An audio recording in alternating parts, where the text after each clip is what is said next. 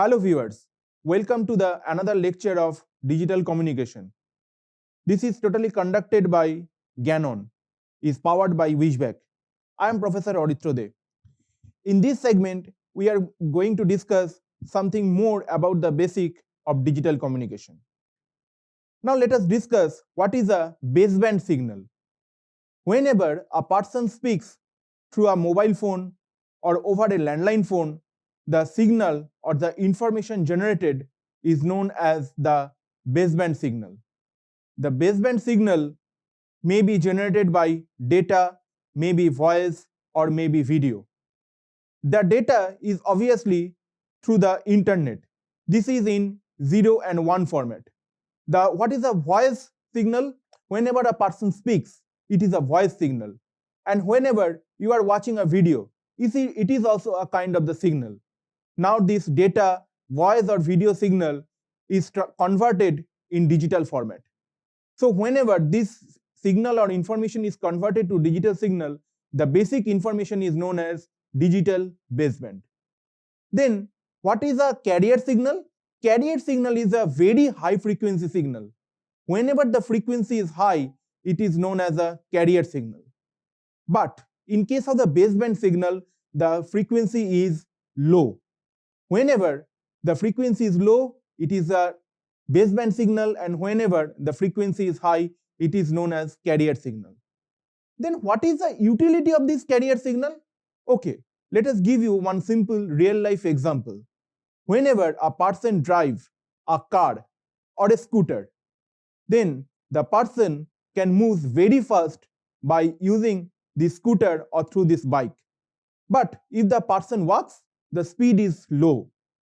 So by using this scooter or car, his speed is converted to a high velocity. That is the need of the carrier. That means the scooter or the car carry the person. In a similar fashion, the high frequency signal carry the low frequency signal. That is the advantage of the carrier signal over the baseband signal. Now, whenever this carrier signal and baseband signal combine together, it is known as modulated signal. So message signal or information signal or baseband signal is a modulating signal.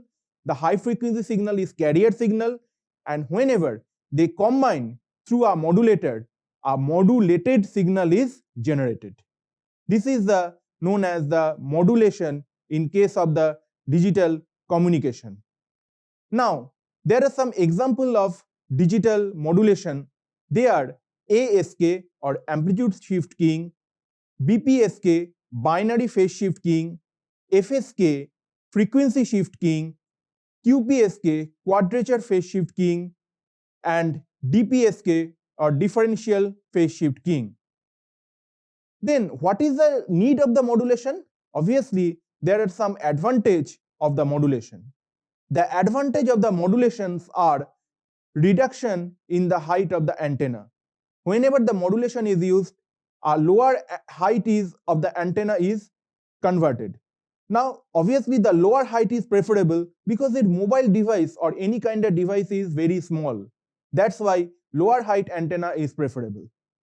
Now, by modulation, it avoids mixing of the signals. It increases the range of the communication. Also, it multiplexing the signal, and obviously improve the quality of the received signal. So, what is the application of the digital communication?